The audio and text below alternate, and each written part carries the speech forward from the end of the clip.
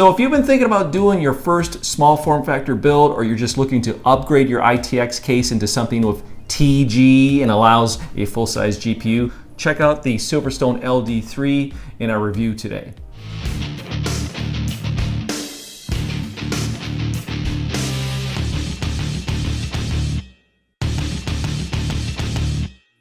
So last week we both got samples of this new LD03 case from Silverstone, and what's unique about it for an ITX is it has the tempered glass side panels that everybody seems to still want today, and it also allows a full-size GPU. However, Silverstone warns not to install a GPU over 200 watts, so make sure you look at the specifications if you're shopping for a system right now to build in an ITX. I like that the tempered glass isn't all just big square panels that cover everything.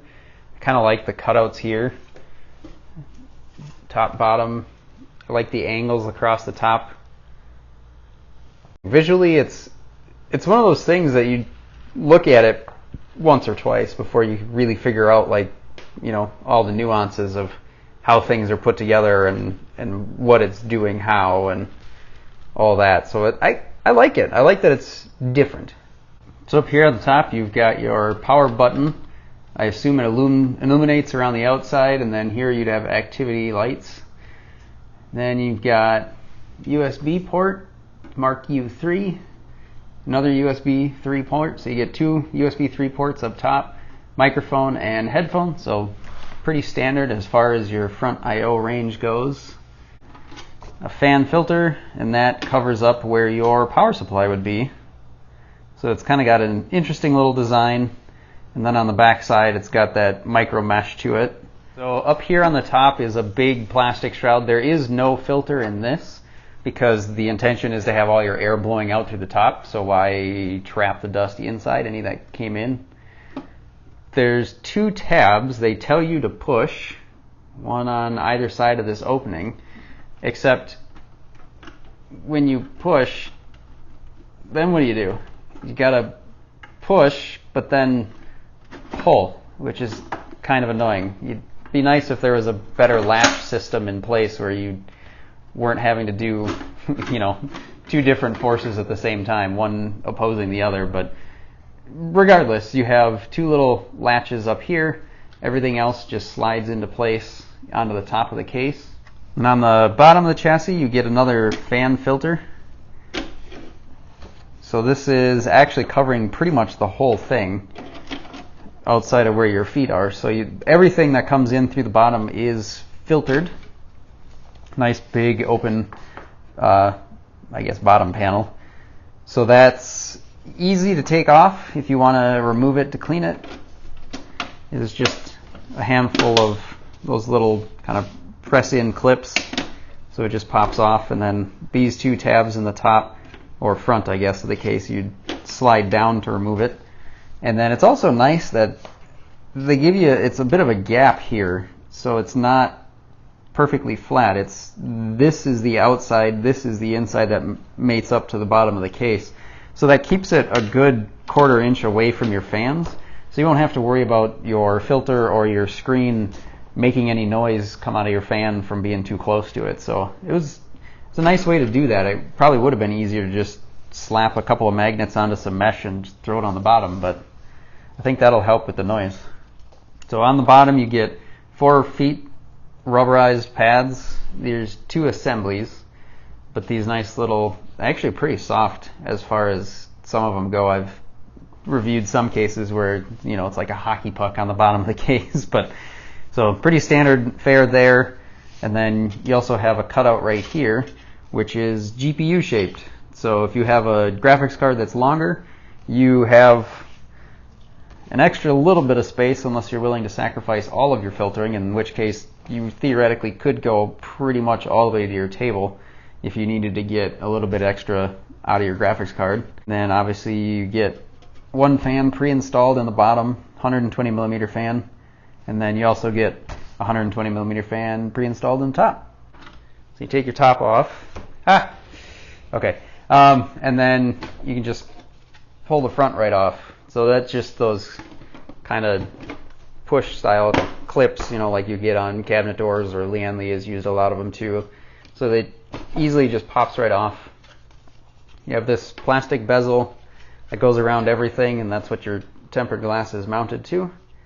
So relatively standard in how it gets things done, but I like the form at which it takes. So then once you've taken the front panel off, you can see that there's these 4 push button style rivets. So you pull those out, and then you slide the side panels off just like you would if you were sliding pretty much any other standard side panel off the back of a case. It's just like a standard side panel in terms of, you know, it's got these 3 little scoops on the side or front that just latch over the side of the case in the back, and then your push pins would be in place of thumb screws if it was a standard case. You have room to mount either 2 SSDs or 1 SSD and a 3.5-inch drive on this bracket, and that is removable. You take these 2 screws out, and then this bracket can be taken off.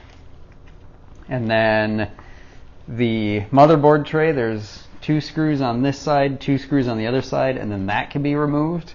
Although be advised, it is a little bit obnoxious with all these wires that come through up in the top here.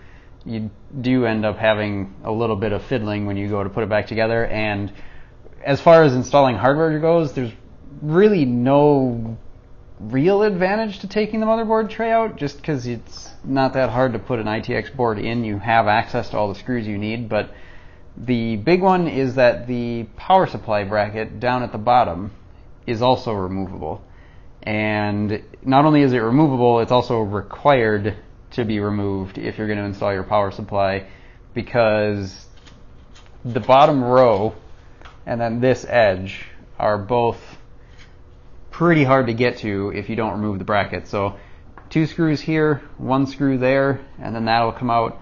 You mount your power supply onto that and then put it back in the case. So down here in the bottom, we have that cutout that we talked about earlier. That's for if your GPU is a little bit longer, or it also gives you a little bit of intake. But do note that as far as straight path of air goes, this plastic frame from that filter is going to partially block that. So it's probably covering about 2/3 of the opening. If you needed that for, probably more likely it's going to be exhaust when you have like the twin fan coolers on your GPU. The exhaust will blow some of it out the back of the card. So just be mindful that that is partially covered. And due to the nature of your graphics card mounting here and having the tempered glass side panel, it's a lot like a lot of other manufactured cases that have tempered glass side panels with vertical graphics card mounts. Silverstone does recommend limiting your graphics card to a 200 watt GPU or less, just because, you know, every case that has a tempered glass side panel with the graphics card right behind it, you're going to have airflow issues, and Silverstone didn't magically come up with a way to make a permeable tempered glass window yet, so they're stuck with the same restrictions. But you do have this little cutout here, so when you get your custom coolers with the multiple fans on it, if the fins are oriented in a way that they're going across the card, which a lot of them are, they'll, you know, have their heat fins going this way. That'll help dissipate some of the heat by letting that blow out the back of the case rather than just getting stuck down by the motherboard tray. And do note that you do have to make sure your backplate is installed before you put your motherboard in, because there is no hole, and similarly there is no access from the outside of the case. So make sure you include your backplate. You notice how close this motherboard tray is to that back panel? Yeah, the only reason that you have cable management over here is because there's a little cutout right there. The rest of this is pretty solid, and there's really no room for any wires anywhere else. So your cable management space is kind of here. So you might want to look into getting like a short cable set or making your own cables for your power supply, because there's really nowhere that you can route cables just because there's not a whole lot of space behind the motherboard tray. These wires do run back there, but there's only a hole at the top and a hole there, and then there's a cutout here, and that's pretty much all you get for cable management space. So all of your included accessories, if you get a little bit of, you know, ham-fisted taking your panels off and putting them back on, they include 2 of those push pop rivet things, so if you break one or two of them, you're still good to go. You also get a sleeved PWM fan splitter. So this one reports the RPM signal, that one's just along for the ride. So if you have a motherboard that's only got one fan header, which would be pretty weird in today's day and age, but you do get a fan splitter, so you can hook up both fans to one header if you need to. They include a bunch of zip ties, even though they don't give you any good places to affix them to the case. Yeah. And then you also get your little baggie of screws to mount all your hardware. So here we have a SX800-LTI Silverstone 700 watt SFX-L. So the SFX is that dimension, basically. You get standard size there. The L, for anybody that doesn't already know, just means it's a little bit longer. Most SFX power supplies are about that long, which results in a much smaller fan. But they made a larger form factor, I guess you'd call it. They just extended the length of it so that you could get a bigger fan in it, a little bit quieter, and then obviously that allows them to get a little bit more power out of it too. So 700 watt, 80 plus platinum. We'll be using these in ours. It does not come with the case, but we have these, so that's what we're going to be using. So Mosquito's decided to go DIY liquid loop in his LD03, while I've gone old school, all air, vertically cooled, up and out. All right, so this is the water-cooled interpretation of the LD03. I'm running a Ryzen 5 CPU and a Vega 56, I guess you'd call it a Nano. Technically it's the Sapphire Pulse version, but it's a Nano water block, so it all works out in the end. But just a XT45 120 millimeter radiator in the bottom, Alpha Cool, and then an ST30 in the top. So basically you have a standard size radiator in the top and then a thick radiator in the bottom. Didn't have to mod anything, I just installed everything. It's all Silverstone's chassis. There's no extra holes, nothing like that. So loop order is pretty easy to tell, I guess. You go out of the pump right into the first radiator, and then on the opposite side it goes straight from that radiator straight up to the other one, and then it comes out of that one and goes into the CPU block, and then out of CPU into the GPU, and then straight from the GPU right back to the reservoir. Needless to say, it's pretty compact. And then we've got the two little temperature readouts here, and the order is, this one is the inlet for the CPU, so that's essentially right after it's come out of the two radiators. There's a temperature sensor right there before it goes into the CPU block, and then this temperature sensor is right when it comes back into the reservoir.